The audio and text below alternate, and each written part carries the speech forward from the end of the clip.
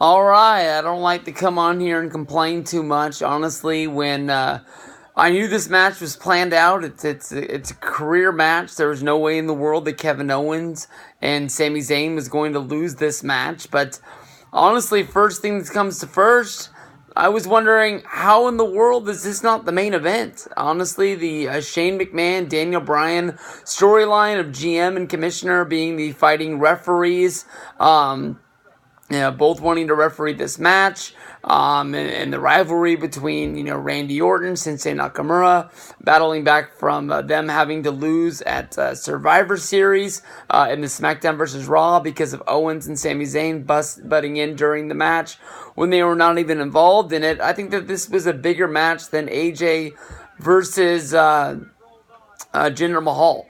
When it comes down to it, as of right now, I don't even know of this match and the AJ match that's left, unless there's some sort of filler that's going to come up. And that filler, in my book, should have been filled by Mojo versus Zack Ryder. I really wanted to see that match, and as soon as this pay-per-view is over, I'm going to check that out. But I don't really think that AJ and Jinder is going to go on for 45 minutes.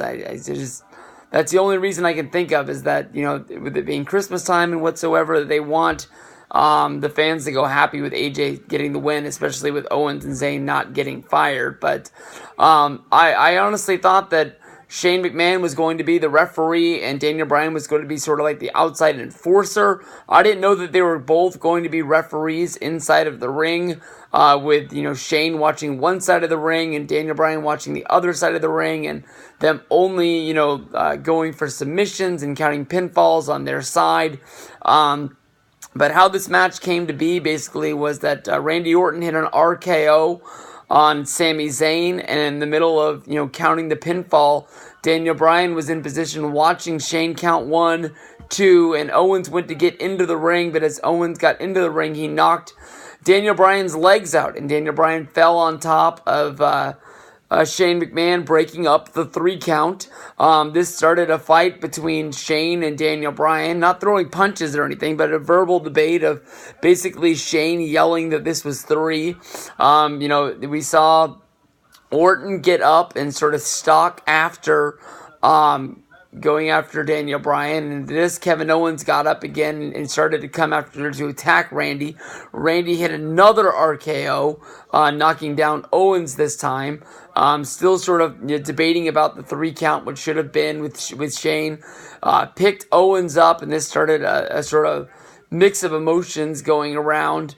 And I don't know if the finish got messed up or if it just was so fast that it didn't look great.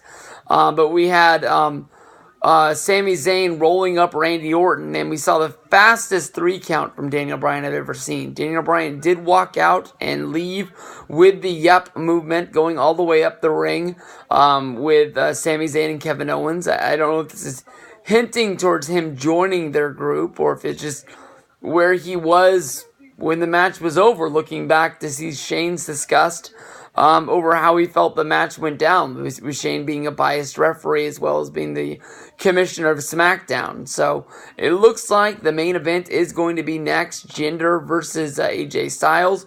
We'll see how they can fill the last 40 minutes, maybe 35 of this show. It'll definitely be the longest match of Jinder Mahal's career I've ever seen. But we see the 1, 2, 3, Sami Zayn and Kevin Owens get the win, and they keep their jobs on SmackDown.